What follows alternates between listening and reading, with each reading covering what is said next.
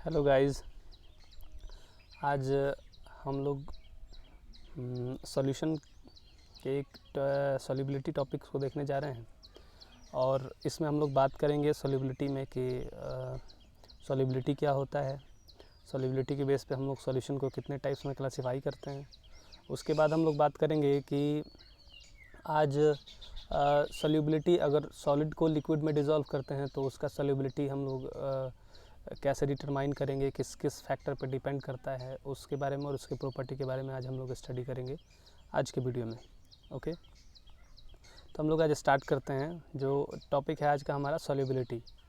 तो हम लोग यहाँ हमने इसको डिफ़ाइन किया है कि the maximum amount of solute which dissolved in the particular amount और volume of solvent is called solubility of solution. यहाँ पे ध्यान देने वाली बात है कि सॉल्युबिलिटी का मतलब क्या है। सॉल्युबिलिटी का मतलब है कि मैक्सिमम किसी पार्टिकुलर, अगर हम वॉल्यूम की बात करते हैं या वेट की बात करते हैं सॉल्वेंट में, उसमें मैक्सिमम कितना अमाउंट डिज़ोल्व किया जा सकता है। मैक्सिमम का मतलब ये है कि ना ही उससे कम ना ही उससे ज़्यादा। तो जो उस कंडीशन में हम लोग ये पार्टिकुलर ये एक मैक्सिमम अमाउंट जब मिलाते हैं, वो जो पार्टिकुलर जो अमाउंट होता है सॉल्वेंट में, उसी को हम लोग सॉल्युबिलिटी के नाम से जानते हैं। तो सॉल्युबिलिटी मतलब हम बोल सकते हैं कि ये एक एबिलिटी है सॉल्यूशन का कि वो कितने सॉल्यूट के अमाउंट को अपने अंदर घुला सकता है। इस एबिलिटी को हम लोग सॉल्युबिलिटी बोलते हैं। आगे अगर हम बात करें तो on the basis of solubility of solution, solubility के बेस पे सॉल्यूशन जो है वो 3 टाइप्स में बांटते हैं। फर्स्ट जो है वो अनसेचुरेटेड सॉल्यूशन है, सेकंड जो है वो सेचुरेटेड सॉल्यूशन है, थर्ड है सुपर सेचुरेटेड सॉल्यूशन। इन तीनों टॉपिक्स को आपने पढ़ा भी होगा, जूनियर क्लासेस में पढ़े होंगे, जैसे कि नाइन्थ में ही मिला होगा बेसिकली। और तो हम लोग बात करेंगे यहाँ सबसे पहले अनसेचुरेटेड सॉल्यूशन की, कि अनसेचुरेटेड सॉल्यूशन होता क्या है। तो यहाँ पे देखेंगे कि when the amount of solute which dissolved in the solvent is less than its solubility, the formed solution is called unsaturated solution.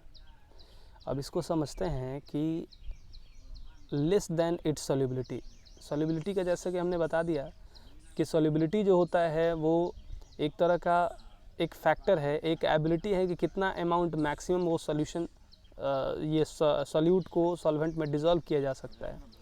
उस एबिलिटी से अगर कम हम घुलाते हैं तो यानी उस सॉल्यूशन में जो सॉल्यूशन बना हुआ है उसमें एबिलिटी होगा कि और हम सॉल्यूट का अमाउंट घुला सकते हैं, उस सॉल्यूशन को हम लोग बोलते हैं अनसैचुरेटेड सॉल्यूशन।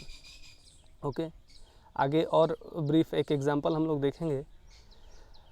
उसके बाद सैचुरेटेड सॉल्यूशन। तो सैचुरेटेड सॉल्यूशन का मतलब होता है कि when the amount of solute which dissolved in the solvent is equal to its solubility, is equal to its solubility। solubility का मतलब कि अगर मैक्सिमम अमाउंट हमने घुलाया है, उस अमाउंट के इक्वल हमने घुला दिया, यानी सॉल्यूशन में ना ही अब हम और ज़्यादा घुला सकते हैं, कम मतलब उस रेंज में हमने घुला दिया है जिसमें वो मैक्सिमम कैपेसिटी अपना रखता है सॉल्वेंट सॉल्यूट को घुलाने की।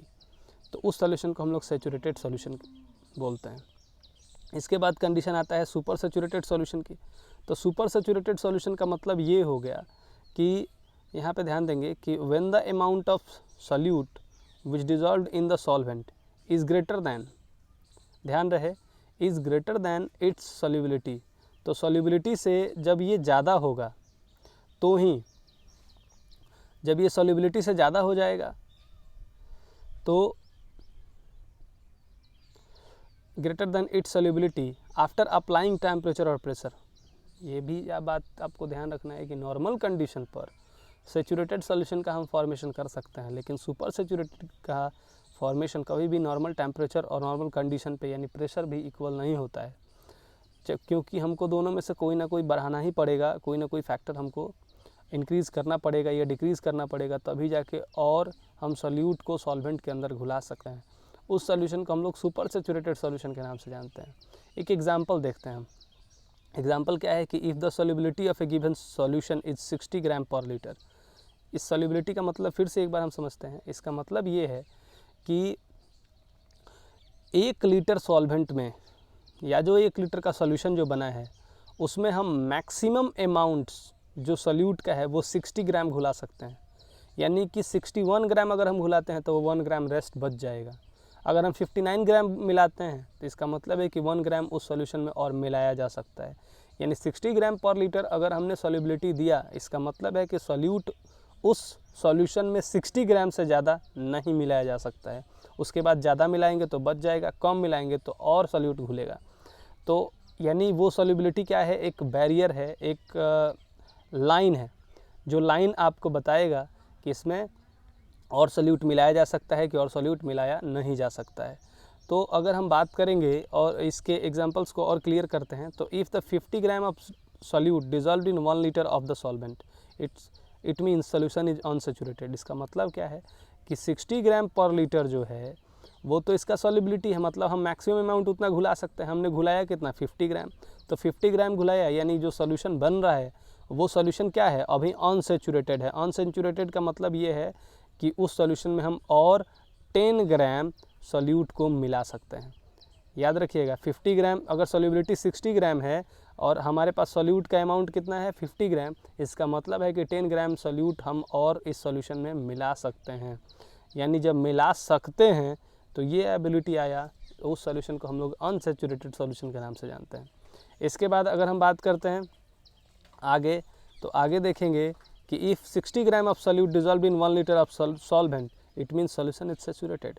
यानी जो सॉल्युबिलिटी था 60 ग्राम पर लीटर और यहाँ हम 60 ग्राम 1 लीटर में मिला भी रहे हैं, इसका मतलब ये है कि जितना उसका रेंज है उस मैक्सिमम रेंज पर जब हम पहुँच जाते हैं तो उस सॉल्यूशन को बोलते हैं सैचुरेटेड सॉल्यूशन। ओके, इसके बाद अगर हम बात करते हैं कि if 70 gram of solute dissolved in 1 litre at high temperature और pressure it means solution is super saturated. यानी जब 60 ग्राम मिला देंगे तो 61 ग्राम मिलाएंगे नॉर्मल कंडीशन पे, तो क्या होगा, वो तो मिलेगा नहीं। तो इसके लिए हमको या तो प्रेशर बढ़ाना पड़े, टेम्परेचर बढ़ाना पड़े, ठीक, या हमको हीट देना पड़ेगा।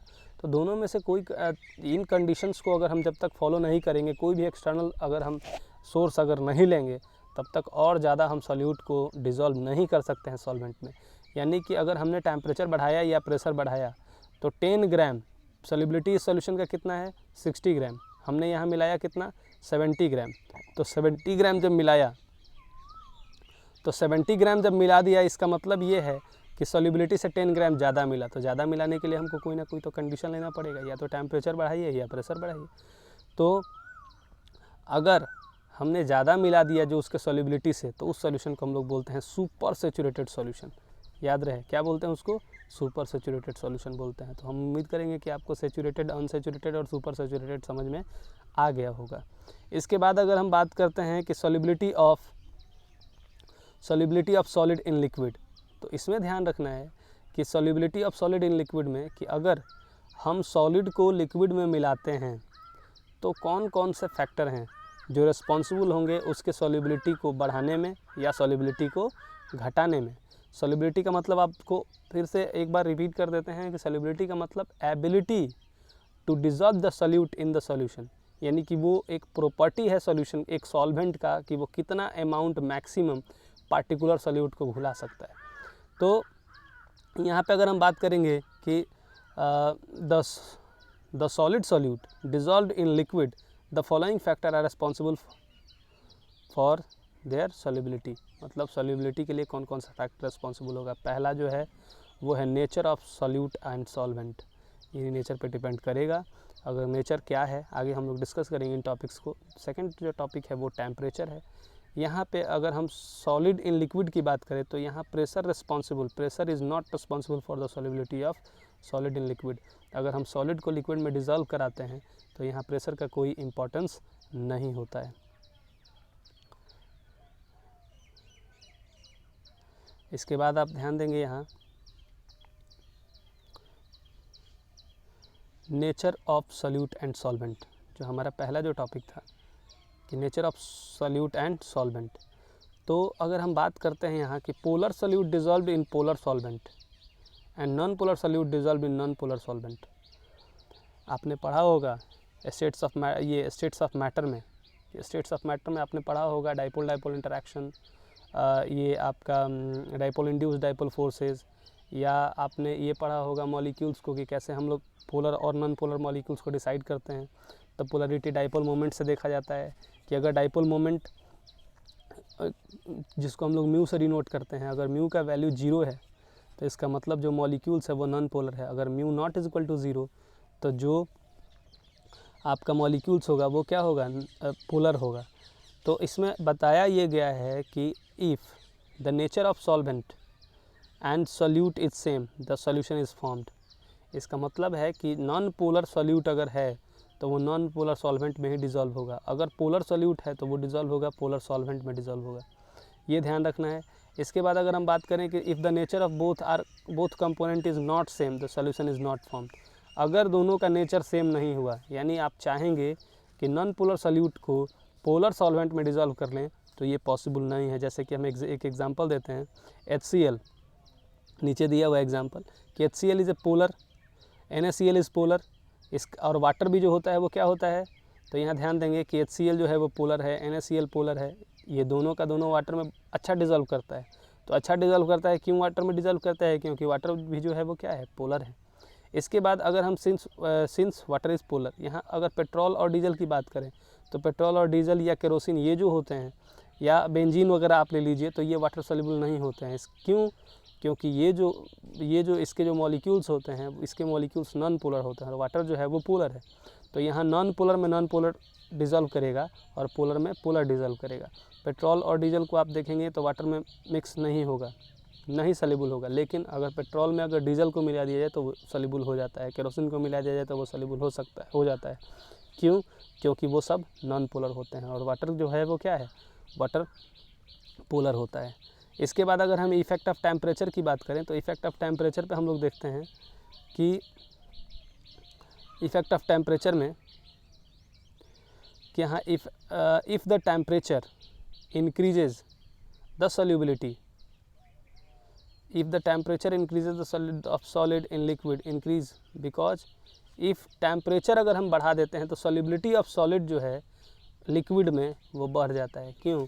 क्योंकि intermolecular distance of solvent का जो है वो बढ़ जाएगा।